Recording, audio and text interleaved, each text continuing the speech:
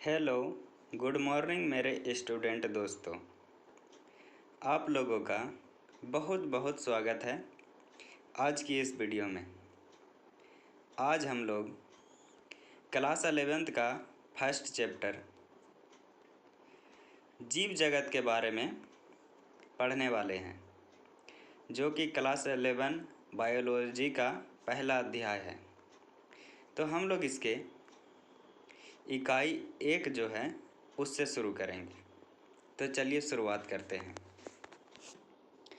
जीव विज्ञान सभी प्रकार के जीवन रचना एवं जैविक प्रोग्रामों का विज्ञान है। जीव जगत कौतूहल जैव विविधताओं से परिपूर्ण है। आदि मानव आसानी पूर्वक निर्जीव पदार्थ एवं सजीवों के बीच अंतर कर सकता था।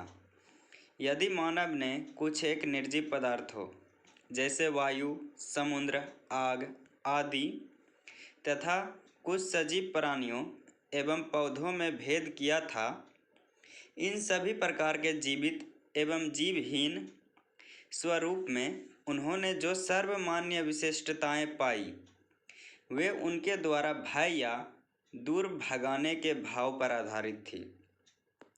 सजीवों का वर्णन, जिसमें मानव भी शामिल था, मानव इतिहास में काफ़ी बाद में प्रारंभ हुआ, जो समाज जीव विज्ञान की दृष्टि से मानवोद्भव विज्ञान में संलग्न थे। वे जैव वैज्ञानिक ज्ञान में सीमित प्रगति दर्ज कर सके। जीव स्वरूप के वर्गीकी विज्ञान एवं समीकरण विवरण ने विस्तृत पहचान प्रणाली, नाम पद्धति तथा वर्गीकरण पद्धति की आवश्यकता प्रदान की है। इस प्रकार के अध्ययनों का सबसे बड़ा प्रचक्रण सजीवों द्वारा ऊर्ध्वाधर एवं क्षैतिज दोनों ही समानताओं के भागीदारी को मान्यता देना था। वर्तमान के सभी जीवों के परस्पर संबंध और साथ ही पृथ्वी पर आदिकाल वाले सभी जीवों के साथ उनके संवादों का रहस्य उद्घाटन मानवीय अहंकार और जैव विविधता के संरक्षण के लिए एक सांस्कृतिक आंदोलन के कारण थे। इस इकाई के अनुगामी अध्ययनों में आप वर्गीकरण परिप्रेक्ष्य, वैज्ञानिक प्राणियों एवं पादपों के वर्गीकरण सहित वर्गीकरण के बारे में पढ़ेंगे। एर्नस्ट मेयर का जन्म 5 जुलाई 1904 में केप्टन, जर्मनी में हुआ था। आप हार्वर्ड विश्वविद्यालय के विकासपरक जैव वैज्ञानिक थे, जिन्हें 20वीं सदी का डार्विन कहा गया। आप अब तक के 100 महान वैज्ञानिकों में से एक थे। मेयर ने सन 1953 में हार्वर्ड विश्वविद्यालय की कला एवं विज्ञान संकाय में नौकरी प्राप्त करने की और 1975 में Alexander Agassiz professor of zoology emeritus की पदवी के साथ अवकाश प्राप्त किया।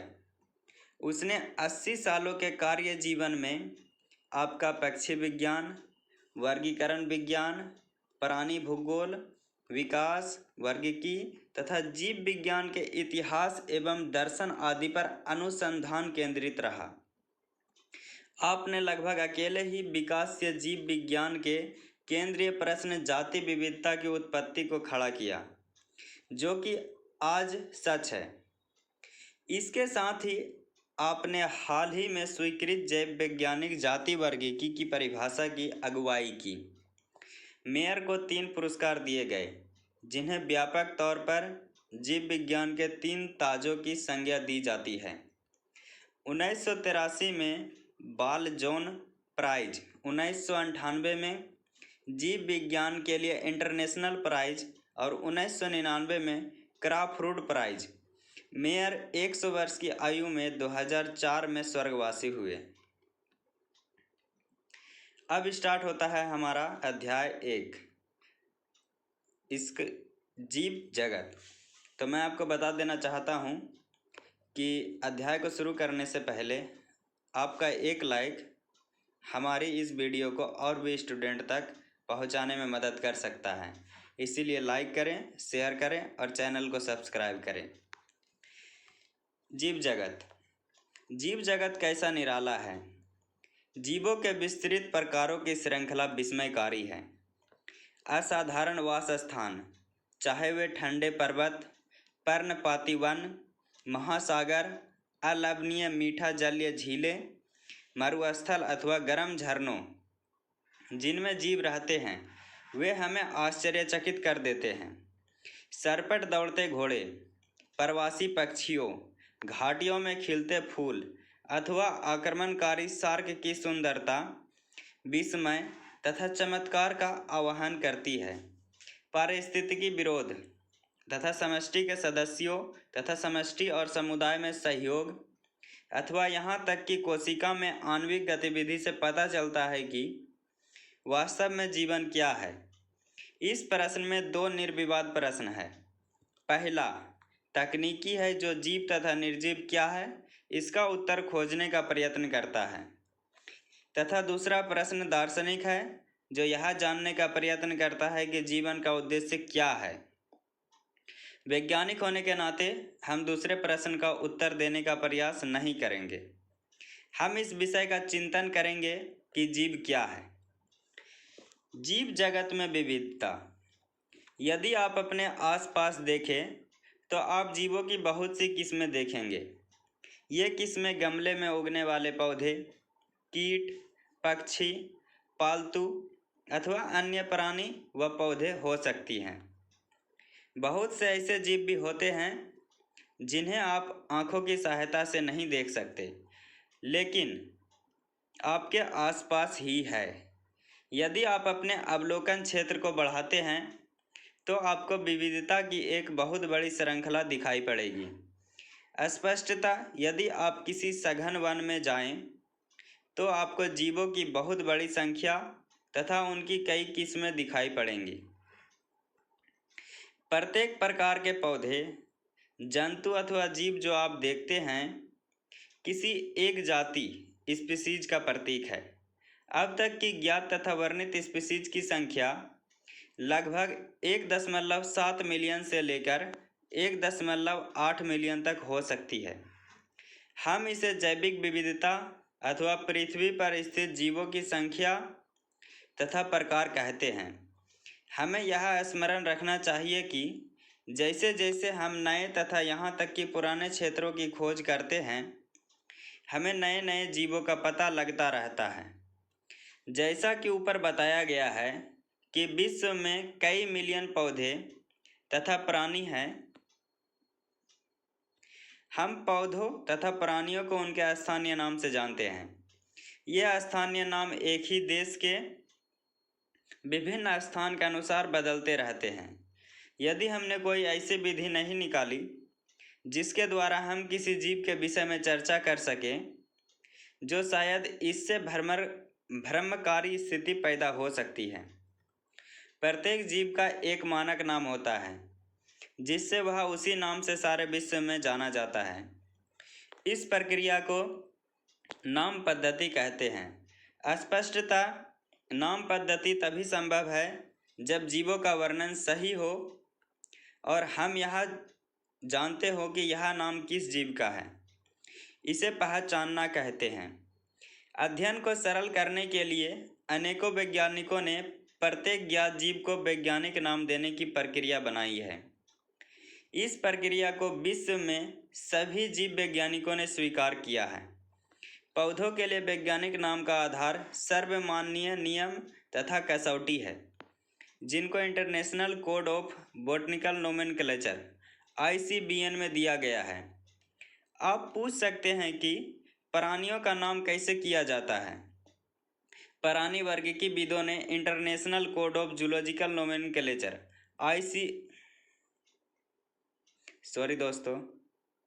ICZN बनाया है। वैज्ञानिक नाम की यह गारंटी है प्रत्येक जीव का एक ही नाम रहे। किसी भी जीव के वर्णन से विश्व में किसी भी भाग में लोग एक ही नाम बता सके। वे यह भी सुनिश्चित करते हैं कि एक ही नाम किसी दूसरे ज्ञात जीव का ना हो। जीव विज्ञानी ज्ञात जीवों के वैज्ञानिक नाम देने के लिए सार्वजनिक मान्य नियमों का पालन करते हैं। प्रत्येक नाम के दो घटक होते हैं, वंश नाम तथा जाति संकेत पद। इस प्रणाली को, जिसमें दो नाम के दो घटक होते हैं, उसे द्विपदनाम पद्धति कहते हैं। इस नामकरण प्रणाली को कैरोलस लिनियस ने सुझाया था। इसका उपयोग सारे विश्व के जीव विज्ञानी करते हैं। दो शब्दों वाली नामकरण प्रणाली बहुत सुविधाजनक है। आओ आपको आम के उदाहरण द्वारा वैज्ञानिक नाम देने की विधि को समझाएं। आम का वैज्ञानिक नाम मैंजीफेरा इंडिका है। तब आप यह देख सकते हैं कि यह नाम कैसे द्विपद है। इस नाम में मैंजीफेरा वंश नाम है, जबकि इंडिका एक विशिष्ट स्पीशीज अथवा जाति संकेत पद है। नाम पद्धति के अन्य सार्वजनिक नियम निम्नलिखित हैं। जैविक नाम प्रायः लैटिन भाषा में होते हैं और तिरछे अक्षरों में लिखे जाते हैं। इनका उद्भव चाहे कहीं से भी हुआ हो, इन्हें लैटिनीकरण अथवा इन्हें लैटिन भाषा का व्युत्पन्न समझा जाता है। जैविक नाम में पहला शब्द वंश नाम होता है, जबकि दूसरा शब्द जाति संकेत पद होता है। जैविक नाम को जब हाथ से लिखते हैं तब दोनों शब्दों को अलग अलग रेखांकित अथवा छपाई में तिरछा लिखना चाहिए। यह रेखांकन उनके लैटिन उद्भव को दिखाता है। पहला अक्षर जो वंश नाम को बताता है वह बड़े अक्षर में होना चाहिए, जबकि जाति संकेत पद में छोटा अक्षर होना चाहिए। मैंजीफेरा इंडिका के उदाहरण से इसकी व्याख्या कर सकते हैं। जाति संकेत पद के बाद अर्थात जैविक नाम के अंत में लेखक का नाम लिखते हैं और इसे संक्षेप में लिखा जाता है। उदाहरण, मैंजीफेरा इंडिका लीन। इसका अर्थ है सबसे पहले स्पीशीज का वर्णन लिनियस ने किया था। यद्यपि सभी जीवों का अध्ययन करना लगभग असंभव है, इसीलिए ऐसी युक्ति बनाने की आवश्यकता है जो इसे संभव कर सके। इस प्रक्रिया को वर्गीकरण कहते हैं। वर्गीकरण वह प्रक्रिया है जिसमें कुछ सरलता से दृश्य गुणों के आधार पर सुविधाजनक वर्ग में वर्गीकृत किया जा सके। उदाहरण के लिए, हम पौधों अथवा प्राणियों और कुत्ता, बिल्ली तथा कीट को सरलता से पहचान लेते हैं। जैसे ही हम इन शब्दों का उपयोग करते हैं, उसी समय हमारे मस्तिष्क में इन जीव के ऐसे कुछ गुण आते हैं जिससे उनका उस वर्ग से संबंध होता है। जब आप कुत्ते के विषय में सोचते हो तो आपको मस्तिष्क में क्या प्रतिबिंब बनता है? स्पष्टतः आप कुत्ते को ही देखेंगे, ना कि बिल्ली को। या अब यदि एल्सेशियन के विषय में सोचें तो हमें पता लगता है कि हम किसके विषय में चर्चा कर रहे हैं। इसी प्रकार मान लो हमें स्तनधारी कहना है तो आप ऐसे जंतु के विषय में सोचेंगे जिसके बाह्य कान और शरीर पर बाल होते हैं। इसी प्रकार पौधे में यदि हम गेहूं के विषय में चर्चा करें तो हमारे मस्तिष्क में गेहूं का पौधा आएगा। इसीलिए ये सभी कुत्ता, बिल्ली, स्तनधारी, गेहूं, चावल, पौधे, जंतु आदि सुविधाजनक वर्ग है जिनका उपयोग हम पढ़ने में करते हैं। इन वर्गों की वैज्ञानिक शब्दावली टेक्सा है। यहाँ आपको स्वीकार करना चाहिए कि टेक्सा विभिन्न स्तर पर सभी वर्गों को बता सकता है। पौधे भी एक टेक्सा है, गेहूं भी एक टेक्सा है। इसी प्रकार जंतु, स्तनधारी, कुत्ता ये सभी टेक्सा है। लेकिन क्या आप जानते हैं कि कुत्ता एक स्तनधारी है और स्तनधारी प्राणी है। इसीलिए प्राणी, स्तनधारी तथा कुत्ता विभिन्न स्तरों पर टेक्सा को बताता है। इसीलिए गुणों के आधार पर सभी जीवों को विभिन्न टेक्सा में वर्गीकृत कर सकते हैं। गुण जैसे प्रकार, रचना, कोशिका की रचना, विकासीय प्रक्रम तथा जीव की पारिस्थितिकी सूचनाएं आवश्यक हैं और ये आधुनिक वर्गीकरण अध्ययन के आधार हैं। इसीलिए विशेषीकरण, पहचान, वर्गीकरण तथा नाम पद्धति आदि ऐसे प्रक्रम हैं जो वर्गीकी के आधार हैं। वर्गीकी कोई नई नहीं है। मानव सदैव विभिन्न प्रकार के जीवों के विषय में अधिक जानने का प्रयत्न कर रहा है, विशेष रूप से उनके विषय में जो उनके लिए अधिक उपयोगी थे। आदि मानव को अपनी मूलभूत आवश्यकताओं जैसे भोजन, कपड़े तथा आश्रय के लिए नए नए स्रोत खोजने पड़ते थे। इसीलिए विभिन्न जीवों के वर्गीकरण का आधार उपयोग पर आधारित था। काफ़ी समय से मानव विभिन्न प्रकार के जीवों के विषय में जानने और उनकी विविधता सहित उनके संबंध में रुचि लेता रहा है। अध्ययन की इस शाखा को वर्गीकरण पद्धति सिस्टमेटिक कहते हैं। सिस्टमेटिक शब्द लैटिन शब्द सिस्टेमा से आया है, जिसका अर्थ है जीवों की नियमित व्यवस्था। लिनियस ने अपने पब्लिकेशन का टाइटल सिस्टेमा नेचर चुना। वर्गीकरण पद्धति में पहचान, नाम पद्धति तथा वर्गीकरण को शामिल करके इसके क्षेत्र को बढ़ा दिया गया है। वर्गीकरण पद्धति में जीवों के विकास से संबंध का भी ध्यान रखा गया है। वर्गीकी संवर्ग। वर्गीकरण एकल सोपान प्रक्रम नहीं है, बल्कि इसमें पदानुक्रम सोपान होते हैं, जिसमें प्रत्येक सोपान पद अथवा वर्ग को प्रदर्शित करता है। चूँकि संवर्ग समस्त वर्गीकी व्यवस्था है, इसीलिए इसे वर्गीकी संवर्ग कहते हैं, और तभी सारे संवर्ग मिलकर वर्गीकी पदानुक्रम बनाते हैं। प्रत्येक संवर्ग वर्गीकरण की एक इकाई को प्रदर्शित करता है। वास्तव में यह एक पद को दिखाता है और इसे प्रायः वर्गक टेक्सोन कहते हैं। वर्गीकी संवर्ग तथा पदानुक्रम का वर्णन एक उदाहरण द्वारा कर सकते हैं।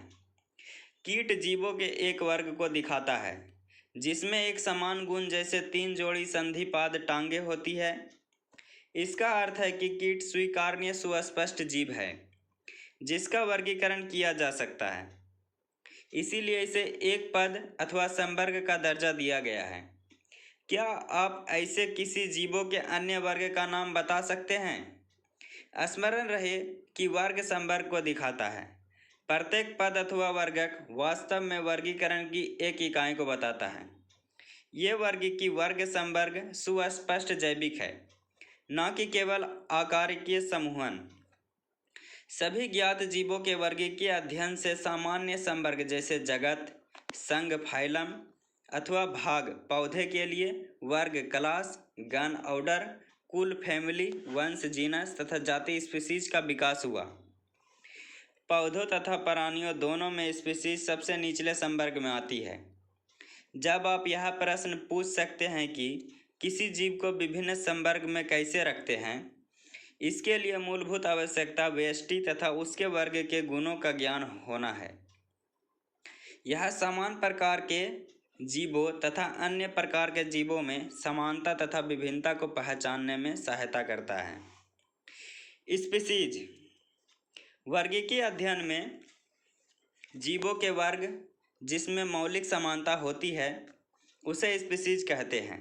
हम किसी भी स्पीसीज को उसमें समीपस्थ संबंधित स्पीसीज से उनके आकारिकीय विभिन्नता के आधार पर इन्हें एक दूसरे से अलग कर सकते हैं। हम इसके लिए मेंजीफेरा इंडिका, सोलेनम ट्यूबरोसम तथा पेंथेरा लियो के उदाहरण लेते हैं। इन सभी तीनों नामों में इंडिका, ट्यूबरोसम तथा लियो जाति संकेत पद हैं, जबकि पहले शब्द मेंजीफेरा, सोलेनम तथा पेंथेरा वंश के नाम हैं, और यह टेक्सा शब्द संवर्ग का भी निरूपण करते हैं। प्रत्येक वंश में एक अथवा एक से अधिक जाति संकेत पद हो सकते हैं, जो विभिन्न जीवों जिनमें आकारिकीय गुण समान हो को दिखाते हैं। उदाहरण अर्थात पेंथेरा में एक अन्य जाति संकेत पद है जिसे टिग्रिस कहते हैं। सोलेनम वंश में नाइग्रिम, मेलांजेना भी आते हैं। मानव की जाति सेपियंस है, जो होमो वंश में आता है। सॉरी दोस्तों, सोलेनम वंश में नाइग्रिम मेंजेफेरा भी आते हैं। मानव की जाति सेपियंस है जो होमो वंश में आता है, इसीलिए मानव का वैज्ञानिक नाम होमो सेपियंस है। वंश में संबंधित स्पीसीज का एक वर्ग आता है जिसमें स्पीसीज के गुण अन्य वंश में स्थित स्पीसीज की तुलना में समान होते हैं। हम कह सकते हैं कि वंश समीपस्थ संबंधित स्पीसीज का एक समूह है। उदाहरण अर्थात आलू, टमाटर तथा बैगन, ये दोनों अलग अलग स्पीसीज हैं, लेकिन ये सभी सोलेनम वंश में आती है। शेर पैंथरा लियो, चीता पैंथरपाइडस तथा पैंथर टिग्रिस, जिनमें बहुत से गुण हैं, वे सभी पैंथर वंश में आते हैं। यह वंश दूसरे वंश फेलिस, जिसमें बिल्ली आती है, उससे भिन्न है। कुल। अगला संवर्ग कुल है, जिसमें संबंधित वंश आते हैं। वंश स्पीसीज की तुलना में कम समानता प्रदर्शित करते हैं। कुल के वर्गीकरण का आधार पौधे के कायिक तथा जनन गुण है। उदाहरण अर्थात पौधों में 3 विभिन्न वंश सोलेनम, पिटूनिया तथा धतूरा को सोलेनेसी कुल में रखते हैं, जबकि प्राणी वंश पैंथेरा, जिसमें शेर, बाघ, चीता आते हैं, को फेलिस, बिल्ली के साथ तथा फेलिडी कुल में रखते हैं। इसी प्रकार यदि आप बिल्ली तथा कुत्ते के लक्षण को देखो तो आपको दोनों में कुछ समानताएं तथा कुछ भिन्नताएं दिखाई पड़ेंगी। उन्हें क्रमशः 2 विभिन्न कुलों कैनेडी तथा फेलिडी में रखा गया है। गण। आपने पहले देखा है कि संवर्ग जैसे स्पीसीज, वंश तथा कुल समान तीनों लक्षणों पर आधारित हैं। प्रायः गण तथा अन्य उच्चतर वर्गीय संवर्ग की पहचान लक्षणों के समूहन के आधार पर करते हैं। गण में उच्चतर वर्ग होने के कारण कुलों के समूह होते हैं, जिनके कुल लक्षण एक समान होते हैं। इसमें एक जैसे लक्षण कुल में शामिल विभिन्न वंश की अपेक्षा कम होते हैं। पादप जैसे कोनवोल्यूलेसी, सोलेनेसी, पोलिसोनियल्स गण में रखा गया है।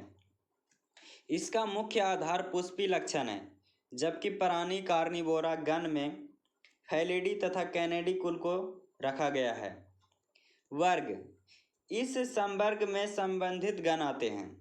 उदाहरण अर्थात प्राइमेटा गण, जिसमें बंदर, गोरिल्ला तथा गिबोन आते हैं, और कार्निवोरा गण, जिसमें बाघ, बिल्ली तथा कुत्ता आते हैं, को मेमेलिया वर्ग में रखा गया है। इसके अतिरिक्त मेमेलिया वर्ग में अन्य गण भी आते हैं। वर्ग, जिसमें जंतु जैसे मछली, उभयचर, सरीसृप, पक्षी तथा स्तनधारी आते हैं। अगले उच्चतर संवर्ग, जिसे संघ कहते हैं, का निर्माण करते हैं। इन सभी को एक समान गुणों जैसे पृष्ठ रज्जु तथा पृष्ठीय खोखला तंत्रिका तंत्र के होने के आधार पर कोर्डेटा संघ में रखा गया है। पौधे में इन वर्गों, जिसमें कि कुछ ही एक समान लक्षण होते हैं, को उच्चतर संवर्ग भाग में रखा गया है। जगत। जंतु के वर्गीय तंत्र में विभिन्न संघों के सभी प्राणियों को उच्चतम संवर्ग जगत में रखा गया है, जबकि पादप जगत में विभिन्न भाग के सभी पौधों को रखा गया है। विभिन्न संघों के सभी प्राणियों को एक अलग जगत एनिमेलिया में रखा गया है, जिससे कि उन्हें पौधों से अलग किया जा सके। पौधों को प्लांटी जगत में रखा गया है। भविष्य में हम इन 2 वर्गों को जंतु तथा पादप जगत कहेंगे। इनमें स्पीसीज से लेकर जगत एक विभिन्न वर्गीय संवर्ग को आरोही क्रम में दिखाया गया है। यह संवर्ग है, यद्यपि वर्गीय वैज्ञानिकों ने इस पदानुक्रम में उपसंवर्ग भी बताए हैं। इसमें विभिन्न टेक्सा का उचित वैज्ञानिक स्थान देने में सुविधा होती है। चित्र 1.1 में पदानुक्रम को देखो। जगत, संघ, वर्ग, गण, कुल, वंश, जाति। जगत, संघ, वर्ग, गण, कुल, वंश, जाति। जाति, वंश, कुल, गण, वर्ग, संघ, जगत। आरोही क्रम में पदानुक्रम, वर्गीकी, समवर्ग। क्या आप इस व्यवस्था के आधार का स्मरण कर सकते हो? उदाहरण के लिए, जैसे जैसे हम इस विशेष से जगत की ओर ऊपर जाते हैं, वैसे ही समान गुणों में कमी आती जाती है। सबसे नीचे जो टेक्सा होगा, उसके सदस्यों में सबसे अधिक समान गुण होंगे। जैसे जैसे उच्चतर संवर्ग की ओर जाते हैं, उसी स्तर पर अन्य टेक्सा के संबंध निर्धारित करने अधिक कठिन हो जाते हैं। इसीलिए वर्गीकरण की समस्या और भी जटिल हो जाती है। तालिका 1.1 में कुछ सामान्य जीवों जैसे घरेलू मक्खी, मानव, आम तथा गेहूं के विभिन्न वर्गीकी संवर्ग को दिखाया गया है। वर्गीकी संवर्ग सहित कुल जीव। नाम, जैविक नाम होमोसेपियंस, वंश होमो, कुल होमोनिडी, गण प्राइमेटा, वर्ग मैमेलिया, संघ कोर्डेटा। घरेलू मक्खी। जैविक नाम मस्का डोमेस्टिका, वंश मस्का, कुल मियूसिडी, गण डिप्टेरा, वर्ग इंसेक्टा, संघ ऑर्थोपोडा। आम। Mangifera indica, Mangifera, Anacardiaceae, सेपिनडेल्स, डाइकोटिलीडनी, angiospermae. गेहूं। टिट्रिकम एस्टिबम, टिट्रिकम पोएसी, पोएलस, मोनोकोटिलीडनी, एंजियोस्पर्मी। सारांश। जीव जगत में प्रचुर मात्रा में विभिन्नताएं दिखाई पड़ती है। असंख्य पादप तथा प्राणियों की पहचान तथा उनका वर्णन किया गया है, परंतु जब भी इनकी बहुत बड़ी संख्या अज्ञात है। जीवों के एक विशाल परिसर को आकार, रंग, आवाज, शरीर क्रियात्मक तथा आकारीय लक्षणों के कारण हमें जीवों की व्याख्या करने के लिए बाधित होना पड़ता है।